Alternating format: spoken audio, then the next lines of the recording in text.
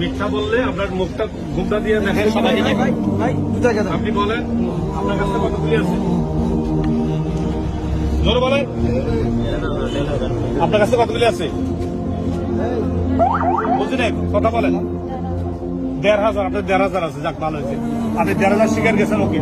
আপনি তো ১,০০০ আছে, হ্যাঁ? আর কথা বলেন, আপনি তো ১,০০০, হ্যাঁ? মানে কইলে বলেন গেলে মানে কোন ১,০০০ পয়সা আমার কাছে আছে।